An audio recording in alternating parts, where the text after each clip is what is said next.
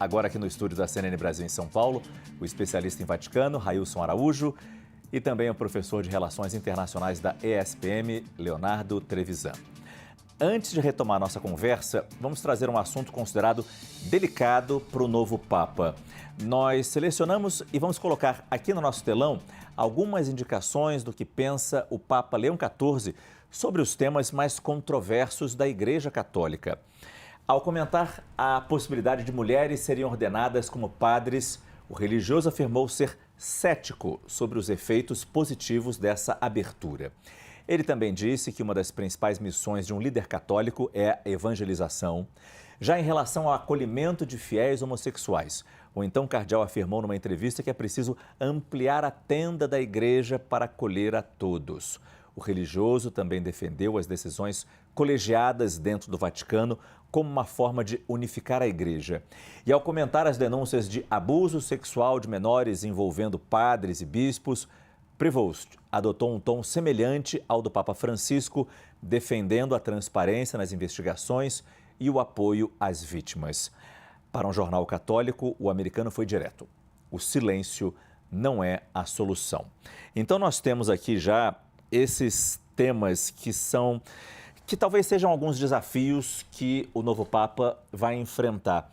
Eu começo nesse último tema da responsabilidade diante de abusos, porque hoje também, claro, à luz dessa escolha, surgiram algumas denúncias de que ele teria sido omisso em investigações em casos de religiosos sendo envolvidos em suspeitas de escândalos sexuais, de abuso sexual, tanto no Peru quanto nos Estados Unidos. Eu começo com você, Railson, perguntando o quanto Francisco também teve dificuldades em enfrentar esse tema, avançou um pouco, mas não conseguiu, e seria difícil fazer uma solução desse problema num papado só.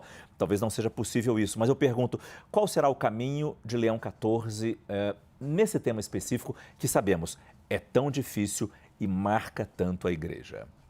Olha, Márcio, parece que infelizmente, houve um período no qual não vou dizer a igreja enquanto instituição, mas talvez algumas lideranças da igreja optavam por silêncio. Talvez aí essa menção ao silêncio. Então, os casos, eles tentavam resolver ali de maneira interna e sem tentar gerar mais escândalo, uma gestão de crise e que, obviamente, primeiro, que faltava responsabilidade, primeiro para com a vítima, né? Além de faltar também com essa hombridade diante ali da comunidade religiosa e a comunidade, com a sociedade em geral. Então, Francisco ele é eleito dentro já de um cenário no qual nós temos ali o caso Spotlight, que estoura nos Estados Unidos, levando diocese à falência. Então, olha que coisa, você pensar numa diocese que foi levada à falência por conta de batalhas judiciais, de indenizações, né, etc., tudo isso. Pois bem, Francisco assume e ele também essa cruz é colocada também sobre as costas dele, como estancar essa sangria. E Francisco, muito enfático, tolerância zero, avançou bastante, pediu investigações, inclusive com o cardeal sendo demitido, sendo investigado, né? Então, assim, houve um avanço muito grande, muito significativo, mas é claro que pensando a presença da igreja em todo o mundo, existem algumas crises que talvez não cheguem até a Roma, ou uma liderança religiosa, um provincial, um pároco, ou até mesmo um bispo, tenta abafar ali. Então, talvez Prevost recebe ali as acusações, mas aí a gente pode investigar melhor o que aconteceu, etc. Se é uma omissão da parte dele propriamente ou se foi dentro do modus operandi que a igreja tinha até aquele momento. E agora ele mudou. E quando ele foi questionado, ele reafirmou aquilo que Francisco disse de tolerância zero. Na próxima segunda-feira ele vai dar uma primeira entrevista coletiva em Roma e aí certamente vai ser perguntado sobre esses casos. Agora, professor, um tema que não está aqui nessa lista, até porque não é polêmico, mas é importante e foi bastante citado, foi bastante tocado por Francisco: meio ambiente. Papa Francisco escreveu uma encíclica dedicada ao meio ambiente. O quanto o Papa Leão XIV E no momento em que vivemos, no mundo em que vivemos, e até pensando na COP30 que vai ser aqui no Brasil, o quanto ele pode ou deve se envolver nesse caso, dentro desse esforço de se aproximar dos fiéis e aí nessa questão, salvar o planeta. Essa questão de salvar o planeta é uma questão importante, né? Só gostaria de fazer uma observação, claro, que eu acho que valeria a pena da gente pensar também, né? As denúncias sobre o então cardeal Prevost, né? Eles vieram de grupos católicos muito conservadores dentro do Peru primeiro e repercutiram depois nos Estados Unidos. A luta, vamos chamar por falta de outro nome, a luta ideológica interna da igreja, ela está presente na carga dessas denúncias. Né? É preciso ter essa ponderação. Importante ponderação. É importante a ponderação, porque senão talvez a gente não perceba bem porque é que, de repente, o nome de Prevost aparece vinculado a um caso tão delicado como é o caso desses abusos. O senhor traz um elemento a mais nessa, que pode vir a se tornar uma investigação, não uma investigação no tom pesado da palavra, mas entender o que aconteceu nesses casos. Porque como é que a denúncia apareceu, qual foi a força dessa denúncia, qual foi o papel das mídias sociais nessas denúncias, que tipo de mídia acolheu primeiro essas denúncias.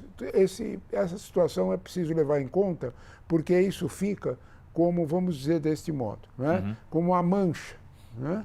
E eu acho que a mancha tem a função de esconder outras coisas. Né?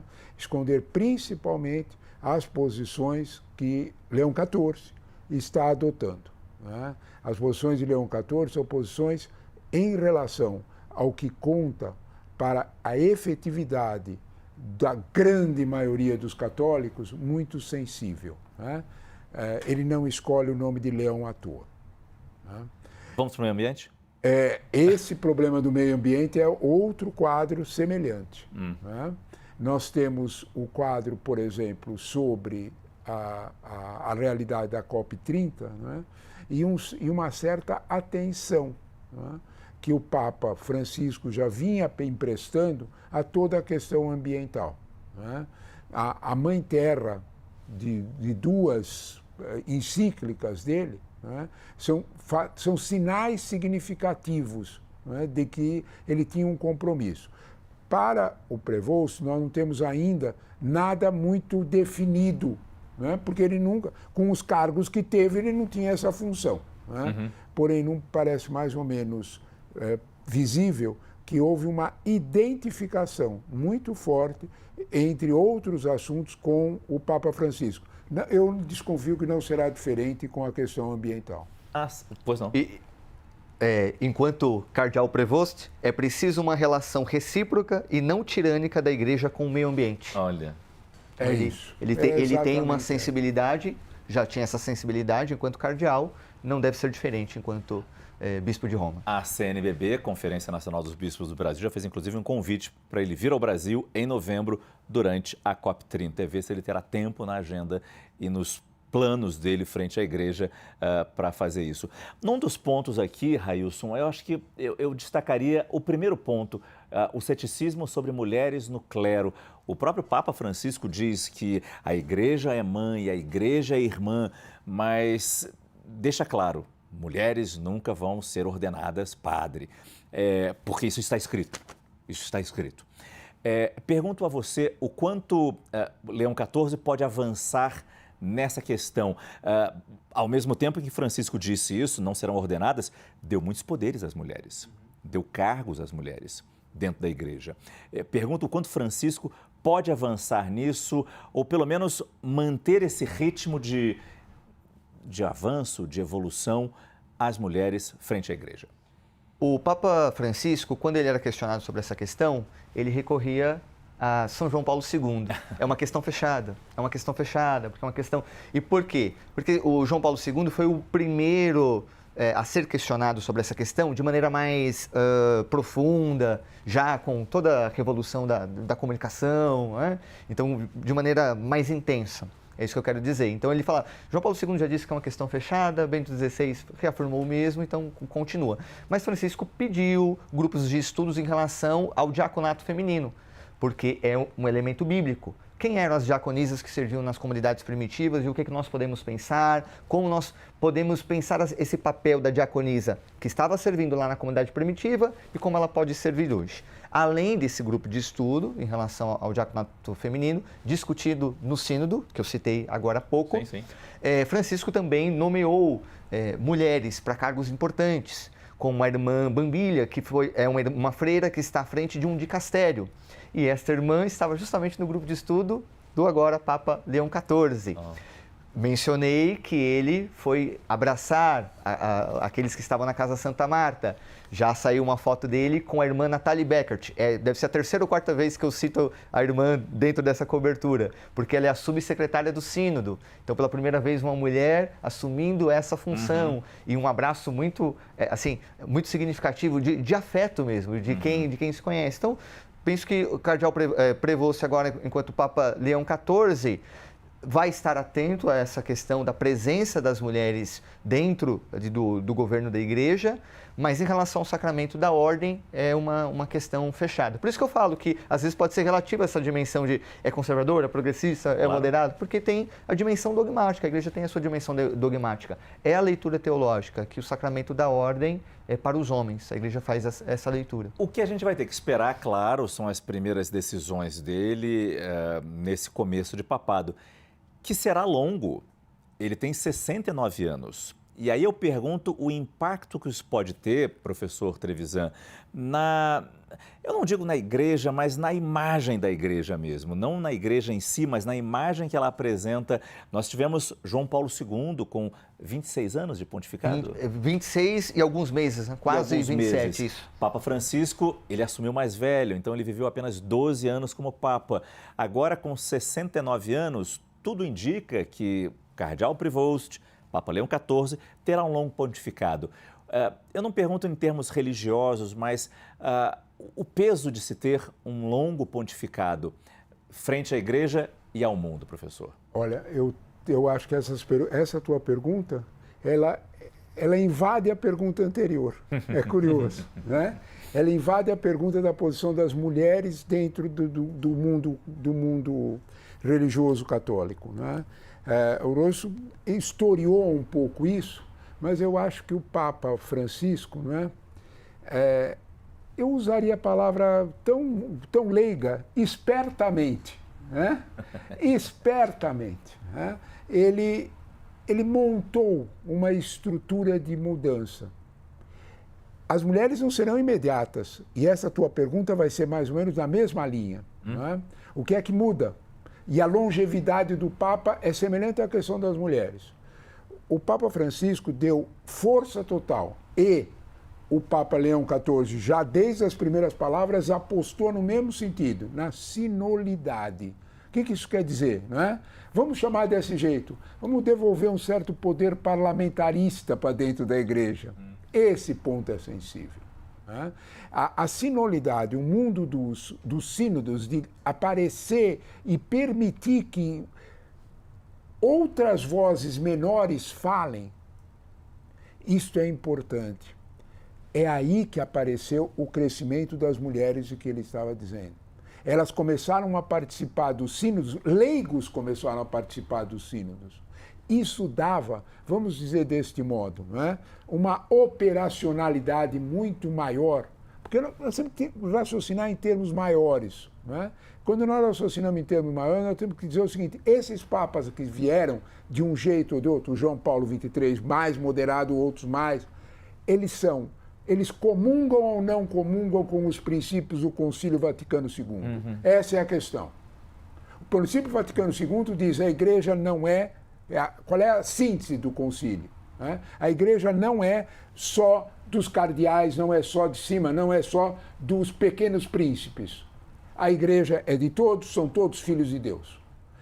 E eles precisam ser ouvidos. As mulheres passaram, a partir dos sínodos, a terem voz. Os leigos passaram a terem voz. É nesse contexto que a igreja tem que se abrir para uma homossexualidade. E ela vai estar, essa ideia da sinodalidade, se ela avança, ela será a continuidade do que dizia Francisco. Um longevo papado de Leão vai dar mais força para essa sinodalidade. Eu ouso fazer uma previsão. Né? Aquilo que ele mesmo disse, né? A igreja de agora não é mais a igreja de 10 ou 20 anos atrás. Uhum. A igreja de daqui a 10 anos, com a sinodalidade, ela será muito diferente. A longevidade do Papa vai importar para isso.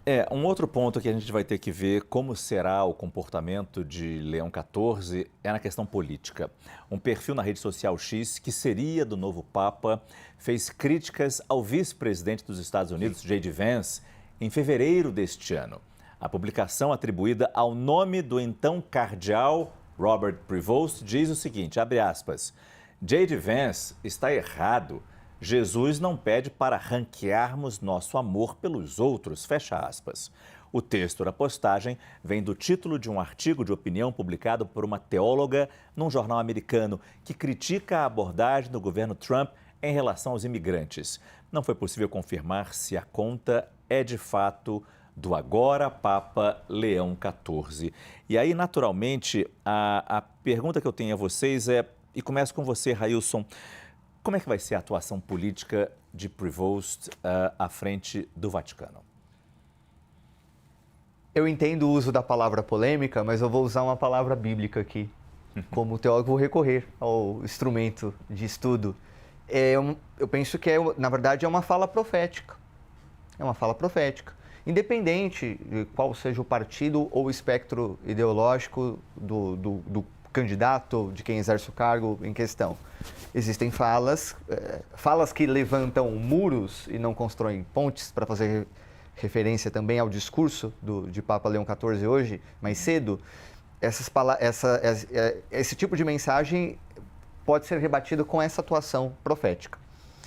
E o Papa Francisco, ele foi um incômodo para o governo dos Estados Unidos, principalmente quando ele visitou os Estados Unidos em 2015, por ocasião do Encontro Mundial das Famílias na Filadélfia, e ele discursou no parlamento. E ali no parlamento ele fez um discurso muito forte em relação à questão das armas, por exemplo. E aí parece que a vida de Francisco se tornou um pouco mais complicada depois desse discurso, né? Porque, querendo ou não, os Estados Unidos têm toda a sua relevância no cenário da geopolítica e também, o professor mencionou, muito bem observado, o professor está bem de teologia e eclesiologia, que nos Estados Unidos que se encontrava ali justamente o principal foco ali da resistência ao pontificado de Francisco. Então, nesse sentido, o Papa Leão XIV, não sabemos como ele vai ser daqui para frente.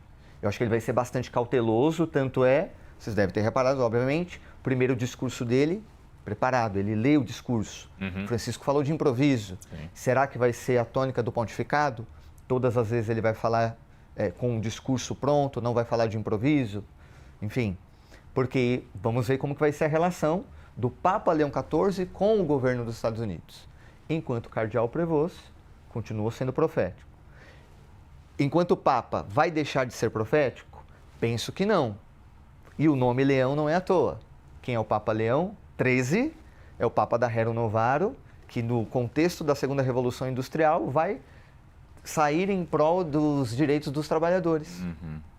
Então eu penso que ele vai continuar com a sua atuação profética, talvez sendo mais ponderado, mas se for preciso, vai atuar no campo da profecia. Eu queria pegar um pouco com o senhor, professor, claro, a questão com Donald Trump. Não tem como não pegar também. Mas em outras questões geopolíticas, como as guerras, esperamos um envolvimento do novo Papa, assim como Francisco fazia, e desculpa sempre comparar com Francisco, mas é o Papa mais recente, claro. E que renovou tanto, e que foi tão ousado nessa questão de expor as suas ideias, como um líder político mesmo. Será que a gente pode esperar esse envolvimento também nessas outras questões, professor? Olha, pode sim, né? E eu penso que talvez o Louis tocou num fato que eu acho que é muito importante. Por que ele chama Leão? Né? é a Rerum Novarum, né? Evidentemente, né? E a Rerum Novarum ela tratava, né? A Rerum Novarum é um instrumento muito avançado para o seu tempo, é 1891. Né? E o que é que ela dizia, a Rerum Novarum?